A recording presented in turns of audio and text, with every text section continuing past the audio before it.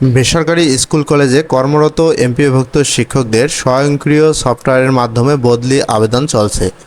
ইতিমধ্যে প্রায় 12,000 শিক্ষক আবেদন করেছেন। আজ বৃহস্পতিবার 27 আগস্ট আবেদনের সময়সীমা শেষ হবে।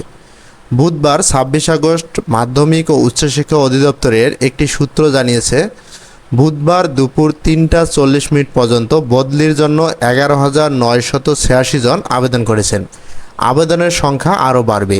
এদিকে শিক্ষকদের বদলি আবেদনের ক্ষেত্রে নানা জটিলতা দেখা দিয়েছে। এ জটিলতা নিরসনে বৃহস্পতিবার সভায় বসতে যাচ্ছে মাউসি এবং সফটওয়্যার নির্মাণের ভেন্ডর প্রতিষ্ঠান। সূত্র জানিয়েছে, বদলি আবেদন করতে না পারা অসংখ্য শিক্ষক মাউসিতে ভিড় করছেন। তাদের সবাই প্রায় একই ধরনের সমস্যার কথা জানাচ্ছেন। পাশাপাশি এ বিষয়ে তাদের ভুল নেই বলে দাবি করেছেন।